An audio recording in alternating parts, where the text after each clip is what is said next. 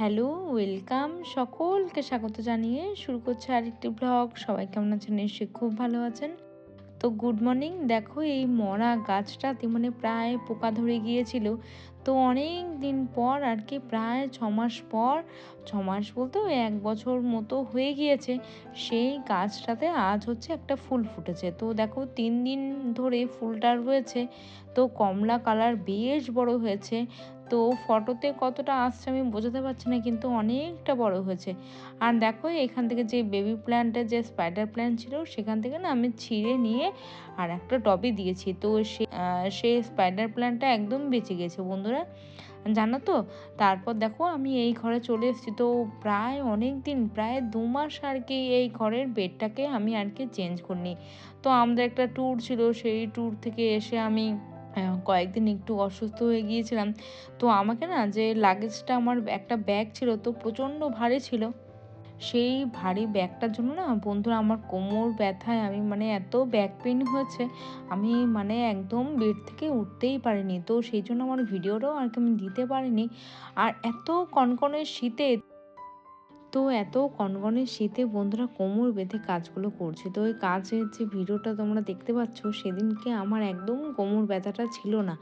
তার পরের দিন থেকে বন্ধুরা এত কোমর ব্যথা হয়েছে, এত এত ব্যাক পেন হয়েছে, আমি এক সাইডে, তো আমি উঠতে পারছিলাম না, প্রায় চোখ থেকে টপ টপ করে জল পড়ছে। তো অনেক কিছু ওই ভলিনি স্প্রে অনেক কিছু করেছি, তো কিছুতেই কম হচ্ছিল না। তো ভাবছি একটা হট ব্যাগ কিনে নেবো, তো না হলে এত ব্যথা হয়েছে প্রচণ্ড, শরীরটা প্রচণ্ড খারাপ হয়ে গেছে বন্ধুরা। তো দেখো এই ঘরে অনেক দিন যাবত আসা হয় না। তো এখানে পুরো প্রায় এলোমেলো ছিল, তো সেই জন্য সোফাটা একদম গুছিয়ে আর এদিকগুলো একদম ক্লিন করে ঝাড়া মোছা করে নিয়ে, ঠান্ডার মধ্যে বন্ধুরা একদম হাত পা না অবশ হয়ে গেছে। তার মধ্যে দেখো আমার যে কাজের দিদি ছিল, তো 2 দিন প্রায় কাজে আসেনি। আর এত যন্ত্রণা আমি এত ভুগেছি। তো যাই হোক, দেখো এখানটা আমি ভালো করে ঝাড়া মোছা করে নিয়ে, একটু ভালো হাতে, হালকা হাতে ক্লিন করে নিয়ে, তো এগুলোকে আবার কুশানগুলোকে গুছিয়ে রাখছি সুন্দর করে, সোফাটাকে আর কি ক্লিন করে রাখছি। তো জানলাগুলো প্রত্যেকটা খুলে দিলাম। তো খুলে দিয়ে নিয়ে, তো এখানে কৃতিকার বাবার কয়েকটা বই ছিল, তো বিগত কয়েক মাস ধরে বন্ধুরা বইগুলো এখানে রয়েছে। তো ইঁদুরের তো উপদ্রব তো রয়েছেই। আমি ভাবছি যদি হঠাৎ বইগুলো যদি কেটে দেয়, বা এরকম ধুলো ময়লা পড়ে আছে, বইগুলো বন্ধুরা নষ্ট হয়ে যেতে পারে। তো একটা বুক শেলফ আছে ওই ঘরে, তো সেখানে তো ধরবে না। তো যেখানে কৃতিকা পড়াশুনো করে স্টাডি রুমে, তো এখানে আর একটা বুক শেলফ হলে হয়তো ভালো হতো, তাহলে বইগুলো না বন্ধুরা এইভাবে আর কি ধুলো ময়লা পড়ে যেত না। তো দেখো পরের দিন চলে এসেছি, যেহেতু 2 দিনের ভ্লগ, তো এখানে আমি একটু ম্যাগি করে নেবো। সকাল সকাল খুব ইচ্ছে হচ্ছিলো যে আজকে একটু স্যুপ মতো করে একটু ম্যাগি করতে। তো ম্যাগির মশলার মধ্যে, এটা কিন্তু একদম হেলদি স্বাস্থ্যকর আটা ম্যাগি, তো এর মধ্যে আছে পিস আছে, আর একদম পুরো ভালোই আর কি স্বাস্থ্যকর একটা মশলা আছে। তো সেই জন্য ভাবলাম যে আজকে একটু হালকা ঝোল মতো করে, একটু স্যুপ মতো করে বানিয়ে নিই।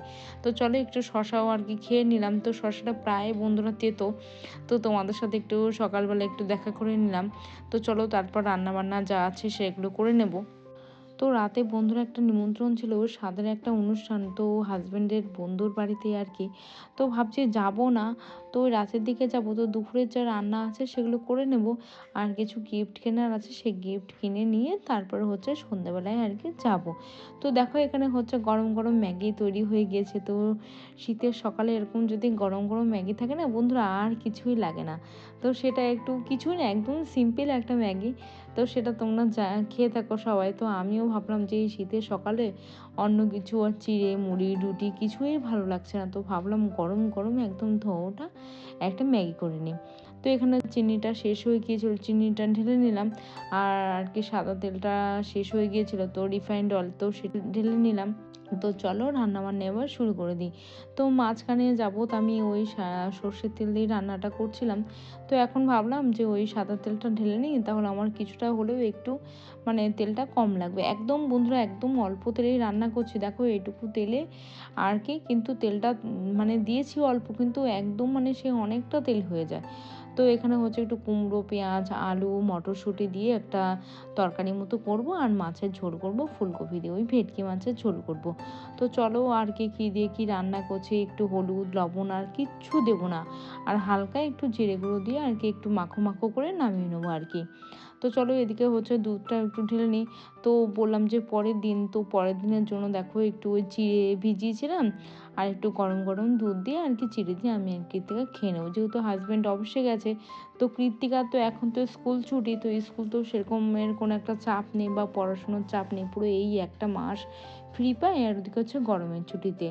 তো এই কটা দিনে আর কি ফ্রি পাই, এই একটা মাস, আর ওদিকে হচ্ছে গরমের ছুটিতে। আর দেখো এখানে হচ্ছে কয়েক পিস আর কি ভেটকি মাছ নিয়ে নিয়েছি।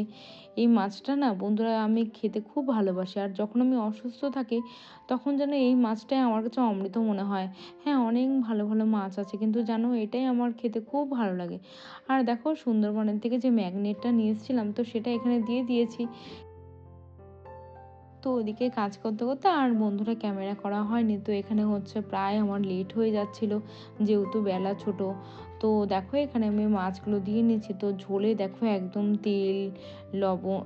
তেল একদমই, তেল মশলা একদম কম দিয়েছি, সব গ্রেট করে দিয়েছি, আদা গ্রেট করে দিয়েছি, তারপরে হচ্ছে একটু জিরে গুঁড়ো দিয়েছি, একদম হালকা পাতলা ঝোল। আর কয়েকদিন বন্ধুরা বাইরে খেয়েছি, তো এত সমস্যা, আর আমার একটু সমস্যা আছে বলেই আমি প্রায় ওই ভাজাভুজি আমার একদমই বন্ধুরা খাওয়া বারণ। তো আমার ব্লগে দেখতে পারো যে পকোড়া বা অন্য কিছু খুব কম খেয়ে থাকি আমি। সেদিন মানে রাত্রিবেলা বলতে তার পরের দিন, তো এটা হচ্ছে তার পরের দিন, তো একটু ডিম ভেজে নেবো। তো এই কাস্ট আয়রনের যে কড়াইটা না বন্ধুরা বের করেছি, বললাম না যে আমার মানে যে কাজের দিদি আছে সে আসেনি, তো সেই জন্য কড়াই তো ওইদিকে দুটো রেখে দিয়েছি। তো আমার ওই শরীরটা খারাপের জন্য আমি কড়াইটাকে আর ধুতে পারিনি। তো সেই জন্য ভাবলাম যে কড়াইটা বের করে নিই। আর এই কাস্ট আয়রনের কড়াইতে না বন্ধুরা রান্না করে খেয়ে দেখবে তোমরা, এত সুন্দর লাগে খেতে, খুব ভালো লাগে। তো তুমি যা রান্না করে থাকবে সেই রান্নার স্বাদ যেন আরও মানে বাড়িয়ে তোলে। এই সামান্য ডিম ভাজাতে আমি কিছুই কিন্তু দেইনি, কিন্তু ডিম ভাজাটা যেন অপূর্ব সুন্দর লাগছিল খেতে। একটু অয়েল বেশি হয়ে গিয়েছিলো, কিন্তু এই অয়েলটা আমি পরে দেখো এইভাবে রেখে দিচ্ছি। তো অয়েলটা মানে প্রায় যাতে সোফে না যায়, তো একটা ওই খুন্তি মতো রেখে দিয়েছি। তো দেখো সেদিন রাত্রে যে বলেছিলাম যে আমার মানে নিমন্ত্রণ ছিল স্বাদের অনুষ্ঠানে, তো সেখানে যাওয়া হয়েছিল, ওরা জোর করে খাবার দিয়ে দিয়েছে। এদিকে ডাল, এঁচোড় চিংড়ি, তারপরে হচ্ছে চিংড়ি মাছের মালাইকারি, ওদিকে হচ্ছে কাতলা কালিয়া, দেখো কত জিনিস দিয়েছে। তো আমরা তো এত খেয়ে মানে পারবো না, মানে পরের দিনও আমাদের খেতে হয়েছিল। তো পরের দিন আমি সেরকম কোনো রান্নাই করিনি। তো দেখো বড় বড় গলদা চিংড়ি, ওদিকে ভাত, সব মিষ্টি সব কিছু দিয়েছিল। তো মিষ্টি ওখানে গিয়েছিলাম বলে ওরা ওখানে দিয়েছিল খেতে। গত ভিডিওতে যারা কমেন্ট করেছিলেন তাদেরকে অসংখ্য অসংখ্য ধন্যবাদ, আর অসংখ্য অসংখ্য ভালোবাসা। তোমরা প্লিজ এইভাবে পাশে থেকো আর একটু সাপোর্ট করো। তো আজকের ভিডিওটা কেমন লাগলো, আশা করি বন্ধুরা হয়তো একটু হলেও ভালো লাগবে। আর ভালো লাগলে বন্ধুরা লাইক করে সাবস্ক্রাইব করে দিও।